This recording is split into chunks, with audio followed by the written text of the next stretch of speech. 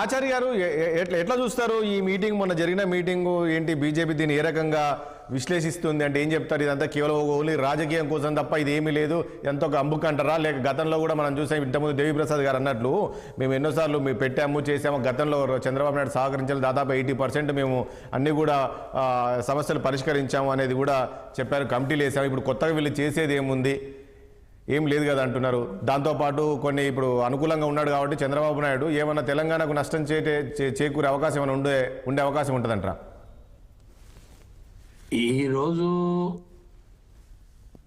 ఆంధ్ర తెలంగాణ ప్రభుత్వాలు రెండు కూడా పెండింగ్లు ఉన్న సమస్యలన్నిటిని కూడా పరిష్కరించుకోవడానికి ఒక స్నేహపూర్వక వాతావరణాన్ని తీసుకొచ్చి రెండు ప్రభుత్వాలు కూర్చోవడం, మేము దాన్ని వ్యతిరేకించడం లేదు, మేము స్వాగతిస్తున్నాం.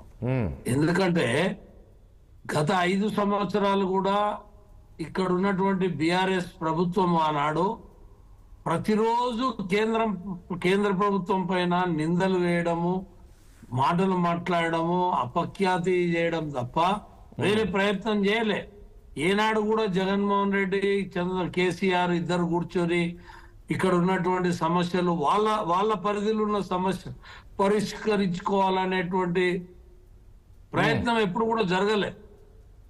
ఇప్పుడు దేవిప్రసాద్ గారు కూడా ఏం చెప్తున్నాడు, గతంలో చంద్రబాబు నాయుడు చెప్పి కూర్చున్నాడు, మేమందరం పోయినాం మాట్లాడినాం అంటున్నాడు. ఓకే, ఎందుకు మధ్యలో మళ్ళీ 5 ఏళ్ళు వేరే గవర్నమెంట్ వచ్చింది కదా, ఈ ఇద్దరు మంచి రిలేషన్ గవర్నమెంటే కదా, ఇచ్చి పుచ్చుకునే ధోరణి ఎందుకు లేకుండా పోయింది, ఆయన ఎందుకు దాన్ని ప్రయత్నించలేకపోయాడంటే సమస్యలు పరిష్కారం అయితే తెలంగాణ వాదం గురించి మేము మాట్లాడే అవకాశం ఉండదు, తెలంగాణ ఇది మాదే అని చెప్పేటువంటి ప్రయత్నం చేయాలి. ఎక్కడ సహకరించాడు అని చెప్తున్నారు కదా. గతంలో చంద్రబాబు నాయుడు ముఖ్యమంత్రి ఉన్నారు 2014లో.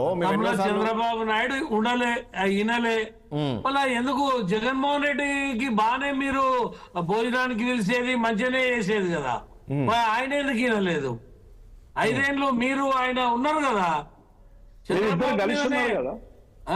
ఇప్పుడు కాదు, పోయిన 5 ఏళ్ళు ఏం పని చేసిర్రు, ఆ ప్రయత్నం ఎందుకు చేయలేదు అనేది ఇక్కడ ఒక ప్రశ్న.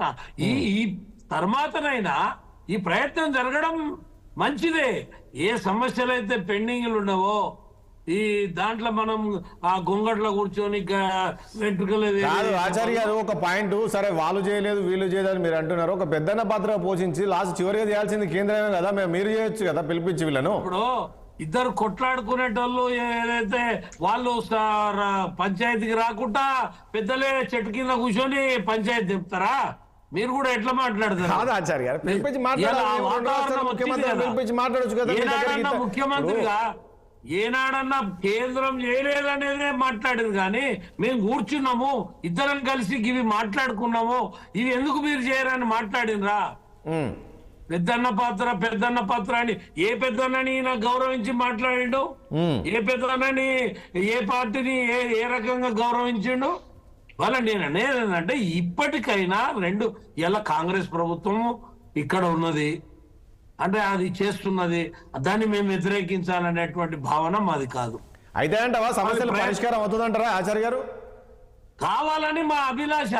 ఎందుకంటే గతంలో గాంధీ 10 ఏళ్ళుగా గతంలో గాంధీ ఇప్పుడు అవుతుందని. కాకపోతే మా పాత్ర ఏమన్నా ఉంటే, బీజేపీ పాత్ర, కేంద్ర ప్రభుత్వం పాత్ర ఉంటే మేము కూడా ప్రయత్నం చేస్తాం. దేవిప్రసాద్ గారు ఏమో అడుగుతున్నట్టున్నారు, క్వశ్చన్ వేస్తున్నారు. దేవిప్రసాద్ గారు ఏమో అడుగుతున్నట్టున్నారు. రాజేష్ గారు నేను ఏమంటున్నా, కేంద్రాన్ని మమ్మల్ని అడగలేదు, మమ్మల్ని పట్టించుకోలేదని ఆచార్య గారు నేను ఏమంటున్నా, ఇప్పుడు నీటి వాటాకి సంబంధించి, కృష్ణా నీటి వాటాకి సంబంధించినటువంటి ఈ ట్రిబ్యునల్ కు సంబంధించి తెలంగాణ ప్రజల ఆకాంక్ష కానీ, తెలంగాణ ప్రభుత్వ ఆకాంక్ష కానీ ఏముండే, ఒక ప్రత్యేకమైన ట్రిబ్యునల్ వేసి దీన్ని పరిష్కరించండి, నీటి వాటాలు ఇవ్వడంలో ఈ ప్రాంతానికి అన్యాయం జరిగిందని చెప్పి మనం కోర్టుకు కూడా పోయినాం. కేంద్రం జోక్యం చేసుకుని ఏమన్నది, కోర్టు నుంచి విత్డ్రా చేసుకోండి, మీకు సంబంధించినటువంటి సమస్య పరిష్కరిస్తామని చెప్పింది, కోర్టు విత్డ్రా చేసుకున్నాం. దాని మీద ఇప్పటి వరకు కేంద్రం తీసుకున్నటువంటి చర్యలు లేవు. 2 రాష్ట్రాల మధ్య, ఉదాహరణకు లిఫ్ట్ ఇరిగేషన్ కు సంబంధించినటువంటి ఒక ప్రాజెక్టు వాళ్ళు కడుతూ ఉంటే నేషనల్ గ్రీన్ ట్రిబ్యునల్ కానీ, జలవనరుల శాఖకు కానీ మనం రిప్రజెంట్ చేసిన తర్వాత కేంద్రం లేఖ రాసిన ఆంధ్రప్రదేశ్ ప్రభుత్వం ఖాతరు చేయనప్పుడు ఈ కేంద్రం ఏం చేసింది, అడగలేదు అనేటువంటి మాట అవాస్తవం రాజేష్ గారు. ఓకే, అనేక సందర్భాల్లో మాట్లాడండి. ఇప్పుడు మాట్లాడండి. విభజనకు సంబంధించినటువంటి అంశాలు బయ్యారం అడగలేదా, Right. నేను కాజీపేట కోచ్ ఫ్యాక్టరీ మీకేమి కావాలి? ఆచార్య, continue చేయండి. అడగలేదా? తెలంగాణ రాష్ట్రానికి అవసరం ఉన్నాయి, అడగరు.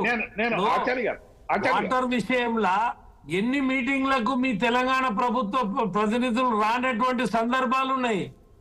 ఆ రెండు రాష్ట్రాలు కూర్చోవాలని ట్రిబ్యునల్ ఇచ్చినప్పుడు, ఏదైతే కృష్ణా జిల్లాల ట్రిబ్యునల్ ఇచ్చినప్పుడు పిలిచినప్పుడు మీరు ఎన్నిటికి మీటింగ్లకు రాలే? సరే, ఆచార్య గారు, మీటింగ్లకు రాకుండా డైరెక్ట్ కోర్టుకు వెళ్ళినటువంటి సందర్భం ఉంది కదా. కాదు ఆచార్య గారు, ఇప్పుడు ఏమంటారు, మంచి పరిణామము, ఈ ఇద్దరు ముఖ్యమంత్రులు కూర్చున్నారు, అందుకు ఇక సన్నిహితంగా ఉన్నారు కాబట్టి ఈ సమస్యలు పరిష్కారం అయ్యే ఉన్నారనేటువంటిది కాదు. చంద్రబాబు నాయుడు గారు చొరవ తీసుకొని ఇప్పుడు ఆయన రాజేష్ గారు తీసుకున్నాడు, చాలా సంతోషం. దీంట్లో రేవంత్ రెడ్డి గారు కూడా ప్రధానమైనటువంటి భూమిక మీటింగ్కి వెళ్ళిండు. చంద్రబాబు నాయుడు మీద చేయలేని పని వాళ్ళు చేసిరని ఎలా బీఆర్ఎస్ వాళ్ళకు బాధ ఉండొచ్చు. ఇవాళ అన్ని పరిష్కారం ఇట్లయితే మా చేయాలని కోరుకోవాలి. అదిలోనే హంసపాలకు ఒక మీటింగ్ అయింది, ఇద్దరు కూర్చున్నారు, చాలా సంతోషం. మాట్లాడని సమస్య లేదన్నప్పుడు పార్టీల అంటే ఆచార్య గారు ఇప్పుడు దేవిప్రసాద్ గారు ఏమంటారంటే, కొత్తగా వీళ్ళు ఏం చేశారు, మేము గతంలోనే కమిటీలు వేసాం, మళ్ళీ కొత్త కమిటీలు అంటున్నారు, ఏం చేయబోతారు, ఏంటి ఉంది అనేది. గతంలో మేము వేసాము, చర్చలు ఉన్నాయి, మీ కమిటీలు వేసినట్టే ఉన్నాయి. దాన్ని అవి ముందలు కొనిచ్చిర్రా మీ ప్రభుత్వం? వాళ్ళకి అంత అధికారాలు ఇచ్చిర్రా? రైట్, అట్లాడే స్వేచ్ఛ ఇచ్చిర్రా వీళ్ళు? ఇవన్నీ కాదు. ఇవాళ జరగబోతున్న పరిణామం శుభ పరిణామము. తెలంగాణలో ఏదైతే తెలంగాణకు రావాల్సినవి తెలంగాణకు రావాలి, ఆంధ్రకు వెళ్లాల్సినవి ఆంధ్రకు వెళ్ళాలి. ఇద్దరి మధ్యలో సయోధ్య కుదరాల్సినటువంటి అవసరం ఉంది. ఈ గతంలో జరిగిన రాష్ట్రాలు అన్ని కూడా ఎక్కడ కూడా ఇప్పుడు ఇంత లాంగ్ పెండింగ్ లేవు కదా. కాదు ఆచార్య గారు, ఇక్కడ పాయింట్ ఏంటంటే, ఇప్పుడు ఒక బాగా చర్చకు జరుగుతుంది నిన్నటి నుంచి. చంద్రబాబు నాయుడు కొన్ని డిమాండ్స్ పెట్టాడు, తెలంగాణలో ఉన్న కొన్ని ఆస్తుల పైన డిమాండ్ పెట్టాడు, ఇవి కావాలని. సో ఏ రకంగా అడుగుతారు? ఇక్కడ ఏం అడగాలంటే ఢిల్లీలో అడగాలి, ఇక్కడ ఎందుకు అడుగుతారు? మనం కూడా కొన్ని గతించినవి మనం అడుగుతున్నాం, ఆయన అడుగుతున్నాడు. అవి అడిగినంత మాత్రాననే విఘాతం కలుగుతుందని మనం ఊహించుకోవద్దు. అడగడము రాష్ట్ర ప్రజల కోరికని వాళ్ళు పెట్టొచ్చు, ముందల వీళ్ళు పెట్టొచ్చు, దాని తప్పేముంది. ఏదైతే